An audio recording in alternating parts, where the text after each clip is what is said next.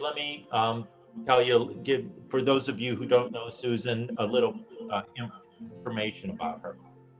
Susan DePietro is a registered nurse, a nurse educator, and an attorney specializing in acute hospital risk management and ethics. She has been involved at the highest levels of multiple nonprofit organizations, guiding them through strategic planning, the strategic planning process to reach their goals and achieve success. She has a bachelor's of science degree in nursing from California State University, Los Angeles, and a law degree from Loyola Marymount, Los Angeles. She has been working in risk management for the past 20 years and was a lecturer for 18 years at Cal State University, Los Angeles, where she continues to guest lecture in the School of Nursing. Her presentation today is entitled Getting There, Leading Strategic Planning in a COVID-19 World. So with that, I'll turn it over to Susan. Susan? Good afternoon, everyone. Thank you so much for joining us today. I know a lot is going on in our world, and it's just a real joy to be able to share this next hour with you. And I see it as a definite positive move of love and of caring, and a good way to start out the year in looking at strategic planning. So again, I thank you for joining us. And I'm going to share my PowerPoint. So if you'll give me a moment, I'll just get the PowerPoint up here to share with you.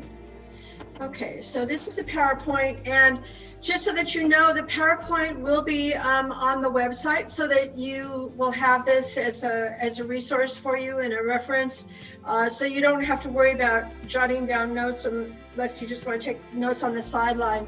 So looking at last year, this is what kind of strategic planning looked like last year. This year, 2020, was a lot of guessing, hunching. This could happen, that could happen, maybe not happen. Who the heck knows?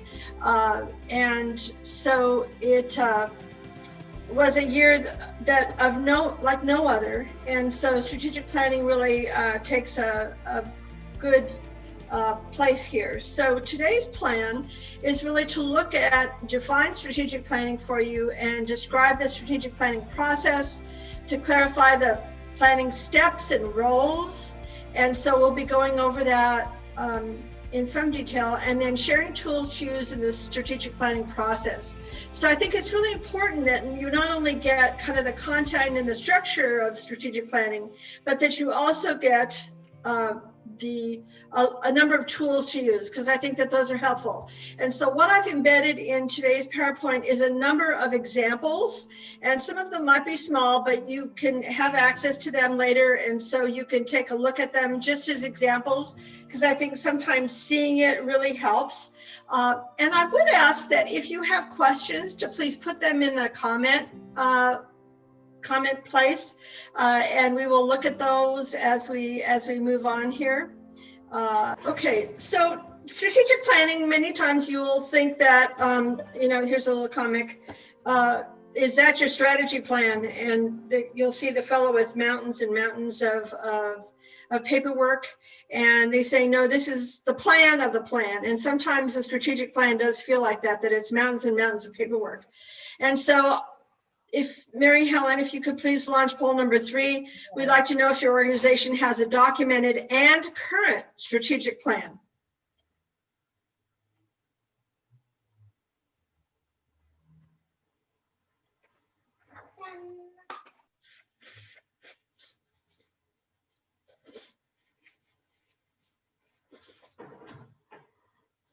And it looks like maybe about half of the people are saying yes, they have a plan, and the rest are saying no, they don't have a plan, or they don't know if they have a plan, which is almost like having no plan.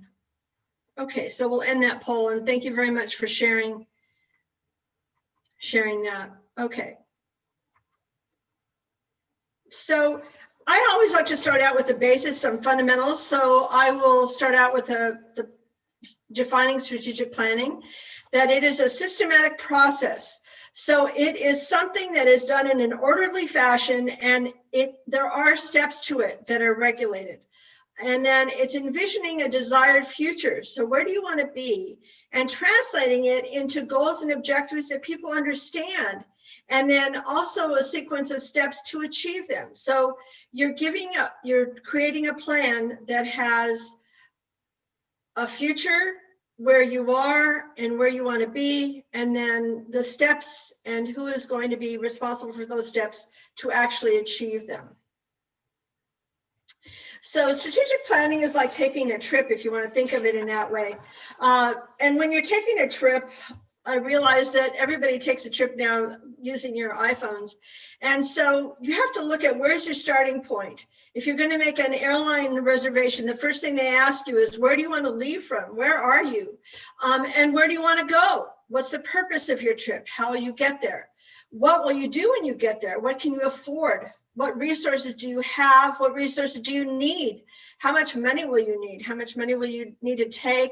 Will you take more than one credit card? How will you know when you've arrived? And then looking back, was it a good trip? Did you see and do what you had planned? So these 5 steps are actually the basis of the strategic planning steps. And it's in 2 phases. Phase 1 includes where we are now, or where you are now, doing an assessment. Where do you want to be? And how will you get there? That's phase 1. Phase 2, who must do what and by when, and then how are you doing, to have some kind of an evaluation. So I think this is a really good format and a very concise way to look at the strategic planning steps. And to start out with the first part, where are we now? You can do this by doing some kind of an internal assessment, an external assessment, really doing a priority or identifying issues and themes that you're facing. And so we're going to be going through these steps pretty quickly with a lot of examples for each of these, so that you can have an idea of what we're doing. Okay, so also I'm going to be sharing with you a series of work tools. These are classically used in strategic planning models. And brainstorming usually is thought of as people just sitting in a room and throwing out ideas. Some people sometimes will have a lot of ideas. Some people will have no ideas. Some people will contribute. Some people may take over the whole meeting. And we've seen that happen in just a general frame of brainstorming. And I'm going to give you a brainstorming tool that I've used over the last number of years with all of the nonprofits that I've worked with. And it works very effectively and efficiently in terms of getting a large number of ideas and also getting everyone involved. The next tool is group work, and that can be small groups, it can be tactical groups, it can be committees, however you want to work that. And then think, pair, share, you may not have heard of, is that people are given an assignment and given a time to think about it, and they pair with someone that's next to them, and they share, so that they're not only sharing what their ideas are, but also gathering new information from the person that they're sharing with. And then a SWOT analysis stands for strengths, weaknesses, opportunities, and threats, which is classically used in strategic planning models, and I'll be talking about that as well. So to start out this process, who actually decides who should start the strategic planning process? It has to start with leadership. It has to start at the top, whether that be a chairman of the board, your board of directors, executive director, medical director, nursing director. It has to start with someone at the top that says, we need more structure. We need to know where we're going. We need to know what to do with these changes that are confronting us. And so this is actually one model, a sample view of a strategic planning matrix that really talked about the sequence of the process on the left, and then really identified who is going to be responsible for doing which parts of the strategic plan and putting it into action. So this is just another tool of a sample that I used in one of my organizations in terms of really looking at and making very clear who's responsible for doing what. And so this might be something that you share with your group or your board of directors or your strategic planning committee so that they have an idea of what their responsibilities are. So here again, this is a sample. In order to really start the strategic planning process, you need to have a facilitator who understands the process and would hopefully know something about your organization, being a nonprofit. But any leader can facilitate this program. It's not hard. The steps can be learned, and as long as you follow the steps, you will get to your expected place. So one thing about strategic planning is that it takes time. The process cannot be rushed.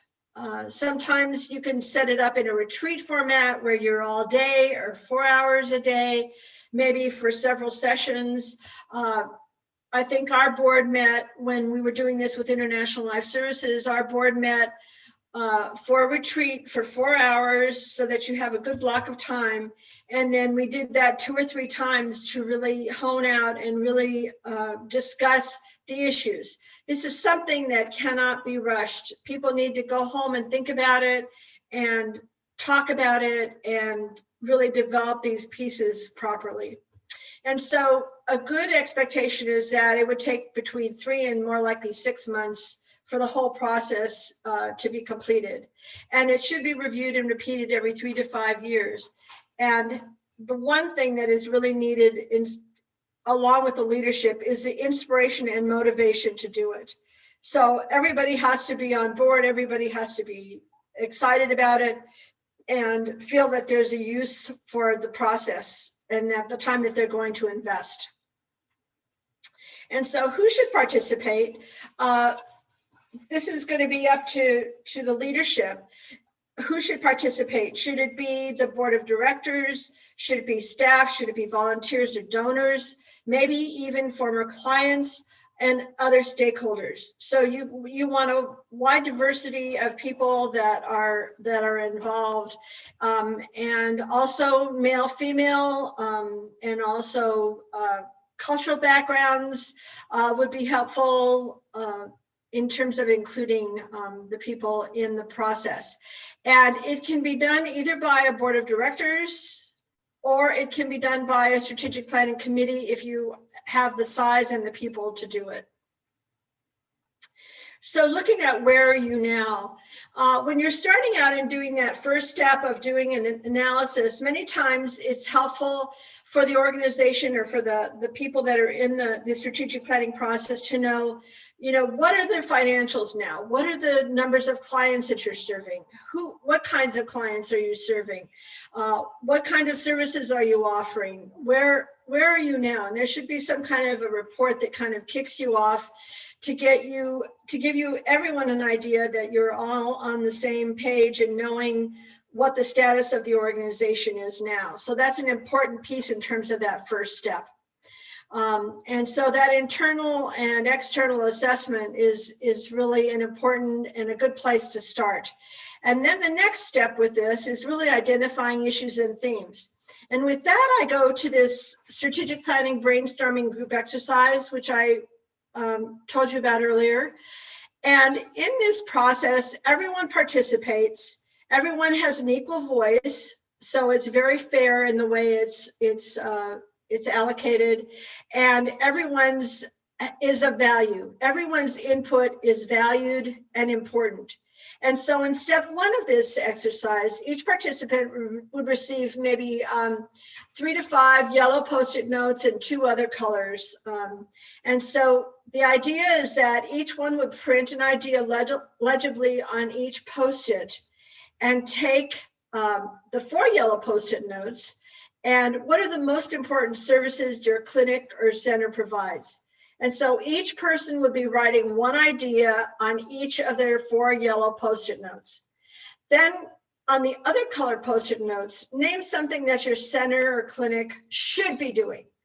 And so the yellows are what you think are the most important things, and the other colors are things that you think the center should be doing. Okay, so that's the step one. So step two with this is you have to give everybody enough time to do this. They have to write all these Post-it notes out. And then step two is to have all the participants place the Post-it notes on a large wall or window. And then in silence, and this is critical, in silence, they have to have the participants rearrange the Post-it notes into naturally forming categories or themes. And I'll be talking a little bit more about this, about what those potentially could be. So everybody puts their Post-it notes on the wall, and then anybody can move any note as many times as possible until they feel that all the participants are satisfied with the categories or the different groupings that they have created. So step three is the facilitator of the group with the group identifies a name and a category for each of those that are on the wall. So an example might be education, clinical services, or fundraising. And then save all the categories and Post-it notes under each category. You can take photos of them or have somebody transcribe it so that everybody would get all the information that was on all those notes. And when you have identified a title or the category, that is actually the theme or category that's going to be the basis of your goals and your strategic plan. So you're not just coming up with goals out of the blue, you're coming up with goals that are identified by the people in your group and that are timely and that everyone is participating. And so that's a quick summary of that brainstorming exercise. So I did this process with the Cal State Los Angeles University Alumni Association, which when we did this, for one of the first times that we did strategic planning, these were the themes or categories that we came up with. Membership, and that would be increasing membership, capital campaign, visibility, advocacy, and service. And then we broke it down into pieces underneath that. And what was really interesting is that when I went back and looked, the next time we did it, like 3 or 5 years later, these were the themes: advocacy, membership, involvement, resources, and communication. Same organization, but different times, different members, different directions. And one of the things that you'll notice is that the capital campaign disappeared, because what happened in those couple of years is that the university came up with an idea that they were going to create a new student center, and that the Alumni Association would have a piece of that and have property would take up and lease part of that space. So we no longer had to have a capital campaign. And then under each of these are examples of the themes or the big titles. And then underneath that are the goals that were developed for each one of these. So you can get an idea of start getting an idea of what a goal looks like. Okay, so we've kind of gone through the first step, and the next step is, where do you want to be? And so this is really critical to identify the values, the mission and vision of the organization. And so where do you want to go? The mountain high, the oceans, something more fun loving for your group? Where do you want to go? These are just some examples. And the mighty foundations of strategic planning are these 3 elements: values, mission, and vision. And so these are critical to identify right off the bat after you've identified those other pieces.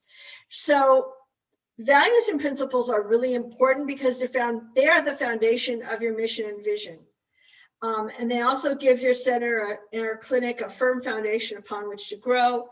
It also helps influence your decision-making in terms of what things are important and what priorities should be. And it also reflects how you run your center or clinic in terms of not only telling your staff and your employees and your volunteers and your clients what you feel is important for them.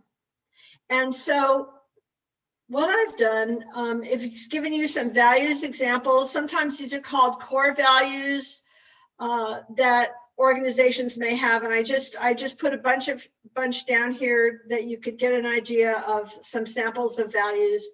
Usually an organization will have between 3 and 5 values that are the core values for the organization. And so just to give you an idea of some of these values.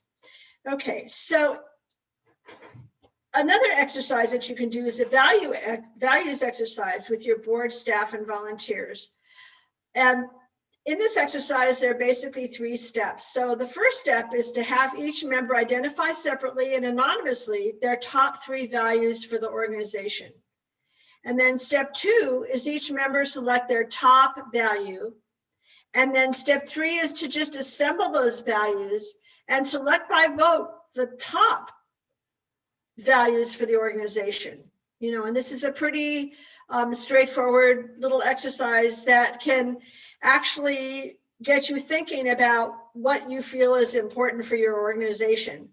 I've done this with boards and I've done this with master students, and it's amazing how many individuals have never taken even 5 minutes to think about what they value and what's important in their life or their professionally or in their organization. And so I think this is a good quick exercise that should really be included. So what is a mission? So a mission actually identifies your purpose. Why does your center, organization, or clinic exist? And what do you do or provide? What is your service? And so I've identified here the mission for International Life Services and our former mission, and then our more recently developed mission that was done by the board of directors in the strategic planning process. So you can see in the first one, to seek to carry out our basic philosophy in a compassionate, practical, and effective manner through research, information, service, and education. But it really doesn't tell you what International Life Services does. What do they really do? This could be, this first mission statement could be something that would apply to a hospital. It could apply to, you know, an academic institution. And so we really spent a lot of time looking at what is the mission of International Life Services. And it came down to something like educational training and counseling in pro-life matters. And that kind of covered the whole thing. That covered the whole spectrum of what International Life Services does. I also copied a mission statement from St. Jude's Children's Research Hospital. And their mission statement was to advance the cures and means of prevention for pediatric catastrophic diseases through research and treatment, and no child is denied treatment based on race, religion, or a family's ability to pay. So isn't that really clear? That just tells you exactly what their research hospital does and the services that they provide. Sometimes this is what an organization's mission statement looks like. Just tootling along, just getting by, just hoping that everything will work out and we'll have the money to do what we need and we'll have the resources, and that kind of gets you nowhere, okay? So moving on to vision. A vision describes your future state. So the vision of International Life Services in our older version was to imagine a world where there is no abortion, no infanticide, no euthanasia working together. It is within our reach. And this has a very positive message, and one that's I think is so hopeful when it says it is within our reach. So it kind of tells you really kind of the motivation. And then the more recent vision was to educate society so that all human life is valued and protected from fertilization to natural death, I think is what it is. And here again, St. Jude's vision statement is so clear, so concise: finding cures, saving children. And I thought of that, saving children, you know, when I thought of all the clinics and all the work that you do and how special that is and how it really brings it home. I actually went to the, oh, I'm totally blocking the name. Oh. I went to the website for the organization. Oh, I'm totally blocking their name, that provides all the abortions. Planned Parenthood. website. And I encourage you to go to their website and take a look, because there is nothing, not one word about babies on their statements. There's not one word about babies and caring for babies. And I thought that that was so poignant, and that just really hit me home. And one thing that they do have is they have 1 million dots of different ways to donate. You know, make a donation, save here, make a donation. I mean, they have a lot of that on their website, but just as a contrast. Okay, so we've gone through mission, vision. Now we're on to the third step, the objectives and strategies, and the SWOT.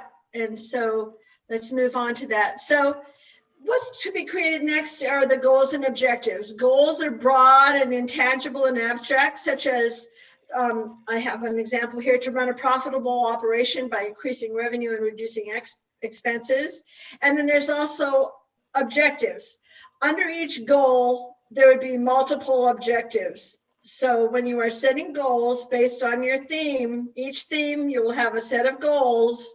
And then under that will be more specific objectives that are tangible and measurable.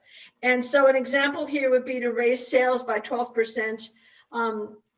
And just as an example of that. So a goal is what you want to achieve, and the objectives are how you're going to achieve it. And so I've given you a goal here that is more pertinent to your situations with running clinics and centers. And then look at that goal. It's a perfect goal for us to run a self-sustained. Yeah, I kind of like that. Yeah. And then how are you going to do it? And so here's some different versions of how that could be accomplished. Some of you, I just wanted to have a resource for you for measurable verbs, which is what you would be using in goals and objectives. And I know this is a little bit blurry, but Bloom's revised taxonomy of verbs is kind of the basic that's used in administration, in strategic planning, in education. And these verbs are very helpful in terms of coming up with the verbiage of what you want to accomplish. So I know this is a little bit blurry, but you can go online and look up Bloom's revised taxonomy, and you will have just a plethora of verbs that you can use in terms of developing your goals and objectives. So then the next piece, once you have your broad goal, you have your specific objectives, then you have your strategies and tactics. And sometimes those are intertwined or interchangeable in terms of really identifying the specific activities that you want to accomplish to implement your strategy. So I went back to the organization for the Alumni Association and looked up an example of membership here at the top, and then to increase the new and existing membership and improve retention. And so that was a goal. And then I just had an objective, and then the number of strategies. And you can see you can have objectives with different components. The idea is just to have an objective so that everybody is on knowing where you're going. And then the strategies are how that's going to be accomplished. And it's going to be a little bit different for everybody. So you're on your way now through the first, second, and third steps. And the third step, you've already done goals and objectives, mission, vision, values, is a SWOT analysis. And those of you that have done strategic planning or have a plan know that this is an important component of this. And so a SWOT analysis is basically looking to either the organization as a whole, or you can look at it more specifically in terms of achieving the objective. And so the strengths, it's divided into helpful or harmful, and also on the left border are external or internal in origin. So for example, right now, if I would look at a harmful external threat, I would say one of the big threats that's, two of the big threats that we're facing now in your clinics are the COVID-19 and how you're going to deal with that for the next rest of the year with staff and with clients coming in, and what things you probably already have in place depending on your state mandatory obligations and requirements. And then the second big threat is our change in our the culture and the whole political scene right now. And how is that political change going to impact new legislation or regulations that would pose a threat to your processes? And so usually a SWOT analysis is done, you can do it on big chart pads and break it down into groups and look at the internal strengths of the organization and also the weaknesses internally of the organization, and then look at externally from the outside. What are the opportunities that you may be presented with? What are the threats? And the idea, once you have all these things written down, is to really reduce the weaknesses and threats and see how you can increase your strengths and your opportunities. And so the next piece is actually in phase 2, where you really identify the tactics, the resources, the timelines, who's going to be responsible for each piece. So you'd have a chart with goals, objectives, and then next to those objectives, how are you going to do this, and what are the timelines, and who is going to be responsible for it? And so that will take a little bit more finessing. So where are we now? We've looked at identifying themes of importance, developing values, mission, and vision, setting goals and objectives, and then creating strategies through your SWOT process. And then phase 2 is implementation, assigning tasks and responsibilities to those strategies, and coming up with a timeline. And then at some point, really reviewing and evaluating all those goals and objectives on a regular basis and see what has changed, because a strategic plan has to be a living, breathing document. And it's really important for the staff, for clients, for your vendors, for everyone that's involved with your organization to know where you're going and how you're going to get there, and then really to evaluate and include them in that evaluation. So I think with that, we are at 12:47, and I wish you happy landing and much success. And God bless you on your journey. And what I wanted to do, let's see if we get chat up here. Let me see if I can get chat to see if there are any questions that you might have. I've gone through this very quickly. Maybe you want to stop sharing your screen. Okay.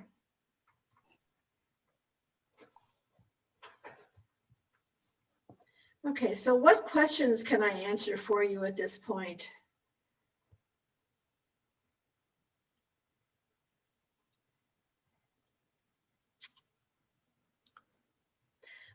I can't see you, so I can't see if you have that glazed look on your face, like, oh my God, what have we gotten ourselves into, or what are we committing to?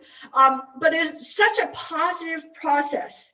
It is such a binding process, such a process where you really learn about what people value and what people think of your organization and of your center.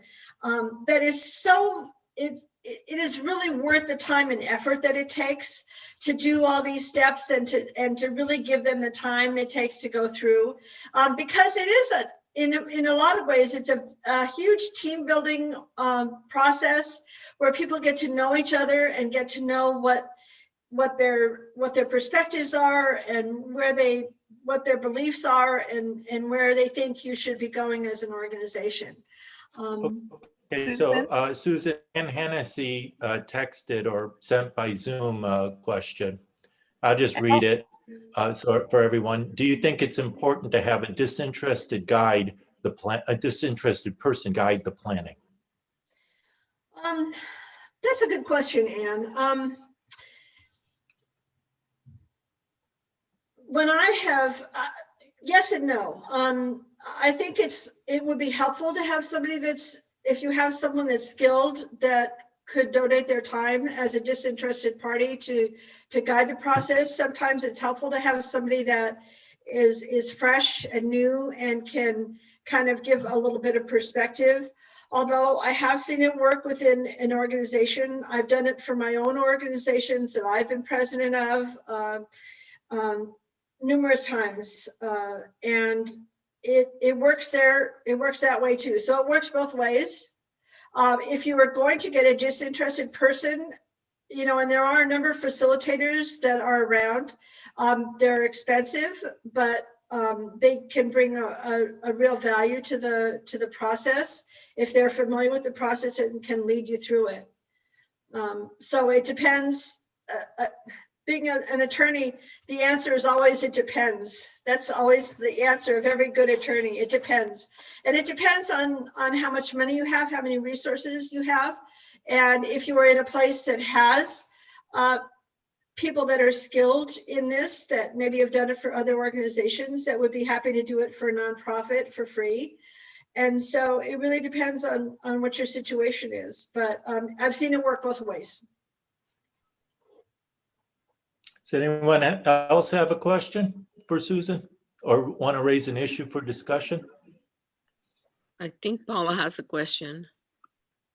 Oh, that's you. Oh, what I was wanting to know is if we can get some of these resources in print, or we can download them wherever. I mean, it went by so quickly that it was hard to be able to write down everything that I was interested in.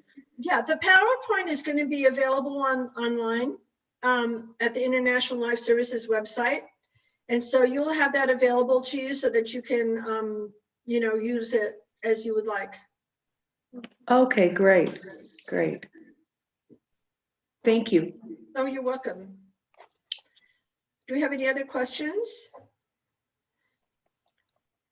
I think I had one more question for you that I wanted to do with all of you. And that is, could everyone please take a moment and please respond in your chat box, because we would like to save this. What is the one thing you have taken away from this presentation? What is your one takeaway? And please, if each of you would just think about that for a moment and respond in the chat box.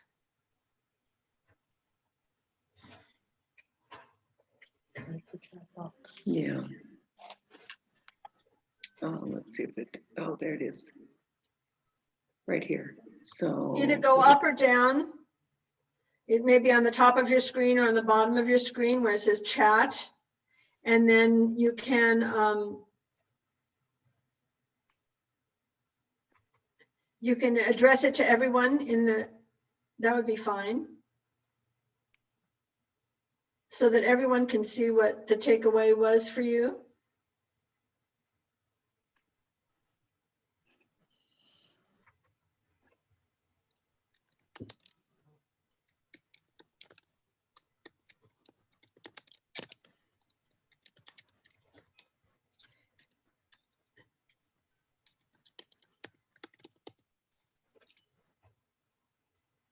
And I just wanted to thank you again for being here today and for your positive work to make the world a better and safer place for babies and mothers and for our world that's under such challenge at the moment. We are the love that we're sharing with everyone. Jesus' love for us that we're sharing with the world to save babies and to make the world a pure place so that all these babies can live and thrive and contribute to our world. And so I honor you for all the work that you're doing, because it is so, so important.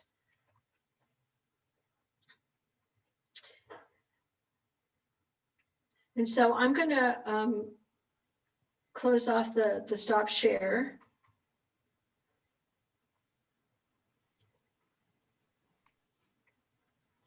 Okay, so maybe I could read some of these shares. One takeaway was that needs to keep my threats in SWAT current, which may change today based on the governmental changes. So true. Another one was to bring people together. So strategic planning, bringing board members, directors, staff, and volunteers together for sessions. Thank you, you're welcome. But what did you take away? There was a question, I guess, where each participant writes on a Post-it note what they think are their most important programs. Oh, okay. Yeah, I found that I have used that brainstorming technique effectively over the years, and it is just amazing. And it gets people that don't talk, it gets them involved and engaged, because you want to hear from everyone. That's a fair process.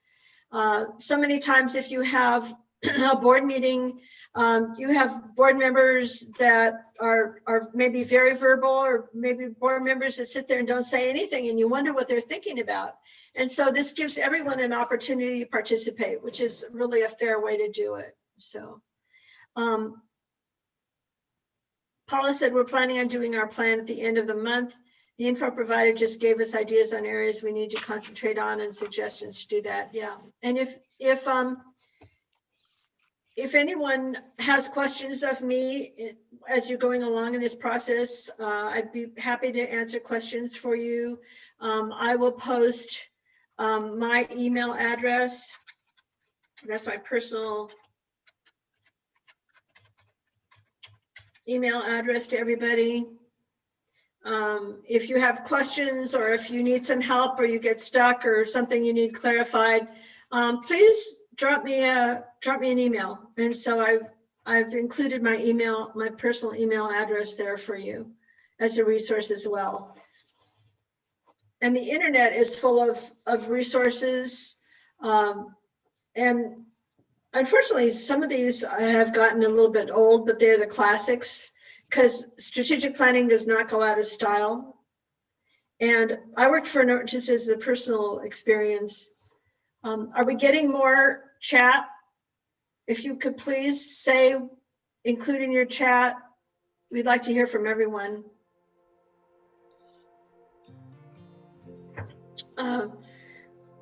I worked in an organization that was a really large, expanding organization, and they wanted me to do goals and objectives for my department. And I said, well, where are the goals and objectives for the organization? I need to see what the goals and objectives are for the entire organization. What's the plan for the entire organization? So that I myself can do my plan for my department. And it was never forthcoming. And so you kind of wonder, well, where are we going? What's the plan? What are we supposed to be looking at in 1 year or 3 years? You know, where do we want to be? Are we expanding? Is our department expanding? What can I do? So, you know, it really helps give direction to everybody, and everybody should be knowledgeable and know what the strategic plan is. And for those of you that answered that you didn't have a strategic plan for your organization, please go back to your organization and say, what's our strategic plan? Where is it? You know, what does it need to be updated? Do we need one? You know, this is something that you can plant a seed in terms of getting something like this done within your organization. And the rewards will be extraordinary without fail. So if there are any more questions or anything else in the chat,